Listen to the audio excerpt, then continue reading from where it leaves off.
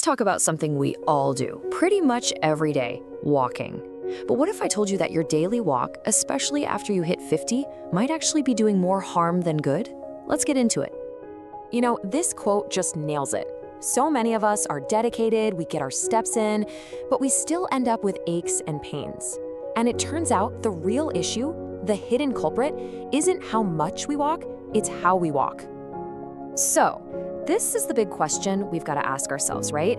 You head out that door thinking you're doing something great for your health, but are you? Unknowingly, setting yourself up for new problems with your joints, your back, and your overall well-being. Okay, to really get why this is so important, we have to understand what's going on inside our bodies. See, after age 50, a whole cascade of predictable changes start to happen. And these changes, well, they basically magnify the impact of every single mistake we make when we walk. The first big one is something called sarcopenia. It sounds complicated, I know, but all it really is the natural loss of muscle as we age. And you have to remember, muscle isn't just for showing off. It's the scaffolding that literally holds you together, stabilizing your joints and keeping you upright. And look at this number. This really shows you how fast it can add up. Losing 1 or 2% of your muscle mass every year might not sound like a huge deal, but hey, over a decade, that can be a 20% loss. And that directly hits your balance and your joint health hard. All right, next up are joints. The cartilage in your knees, your hips, it doesn't have a direct blood supply. Crazy, right? It actually relies on the pumping action of movement to squeeze in all the nutrient-rich fluid it needs to stay healthy. So without regular, correct movement, your cartilage literally starts to starve. It gets thin and it starts to break down.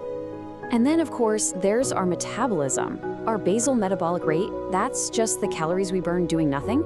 It drops every single decade. This explains so much. It's why the same diet that worked for you at 35 might suddenly lead to weight gain at 55. Your body's engine is just running a little bit slower. And finally, let's talk about circulation. As we get older, blood flow to our legs and feet can get a bit sluggish. This is exactly why so many people over 50 start to get cold feet, leg cramps, or that heavy, tired feeling in their legs. Good walking form is one of the best ways to fight this. Okay, so now that we know what's happening under the hood, let's break down the 7 most common mistakes that can turn this incredible exercise into a source of pain and injury. This has got to be the #1 mistake, just jumping right into a fast pace. But listen, your body isn't a light switch you can just flick on. Your muscles are cold, they're not elastic yet, and they're prone to tiny tears. Your joints are still dry. The fix? It's so simple. Just spend the first 3 to 5 minutes of every single walk moving slowly. It's not wasting time, it's injury prevention 101. Just take a look around the next time you're on a walk. You're gonna see it everywhere. The head pushing forward, shoulders all slumped over. This posture is a total biomechanical disaster. It puts so much strain on your neck and back, and get this, it actually squishes your lungs so you get less oxygen with every single breath. And wow, this just perfectly illustrates the problem. A neutral head weighs about 11 pounds, but just shift it forward a couple of inches. You know, like when you're looking down, and the load on your neck and upper back muscles just skyrockets to 45, even 55 pounds. That's like carrying a small child on your neck for the whole walk. Okay, let's talk feet. As we get older, 2 key things happen down there. The natural fat pads on our soles get thinner, and our arches can start to weaken. This means our shoes have to step up and do the job our bodies used to do. Without the right cushioning and support, every single step sends a shockwave right up through your ankles, your knees, and your hips.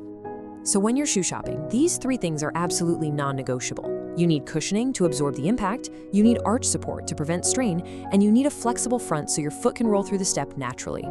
And please, remember this simple rule.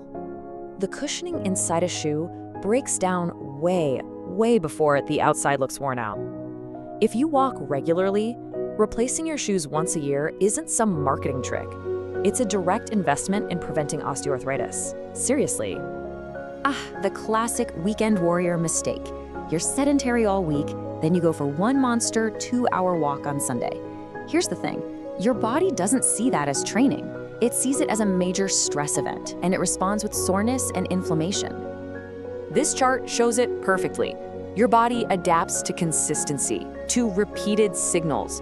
5 shorter walks throughout the week, that builds fitness, that builds resilience. One giant walk, that can feel more like an injury. Your body adapts to what it expects, and it only expects what you do regularly. You know, letting your arms just hang there, or worse, stuffing them in your pockets, you are robbing yourself of a huge benefit. A natural arm swing is part of our body's fundamental design for movement. It helps distribute the load, it engages your upper body, and it actually burns more calories. It turns a leg exercise into a full body workout. This mistake didn't even exist 20 years ago, and now it's an epidemic. Looking down at your phone forces you right into that horrible forward head posture we just talked about. But even worse, it robs your brain of the visual information it needs to keep you balanced, which dramatically increases your risk of a trip or fall. So many people think, oh, it's just walking, I don't need to recover. That is so wrong. Your muscles need water to work properly. They need a gentle stretch to keep from getting stiff. And your body needs rest days to actually adapt and get stronger. If you ignore these simple things, you just end up with chronic tightness and your progress stalls out. Whew. Okay, we've gone over all the problems. Now for the good part. Let's put it all together into a dead, simple, actionable checklist you can use on your very next walk. This is how you turn your walk from a potential problem into some powerful medicine. And here it is, your 7-point plan for the perfect walk. Each one of these steps directly fixes one of the mistakes we've talked about. Just follow this simple checklist, and I promise you'll be turning every single walk into a huge benefit for your body. And this, right here, is why all of this matters so much more now. Our bodies just aren't as forgiving as they used to be.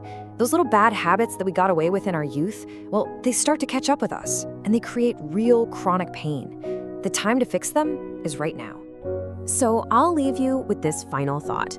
With every single step you take, you are making a choice. By following these simple ideas, you can make sure that every walk is a powerful investment in a healthier, more active future, and not just a down payment on a future medical bill.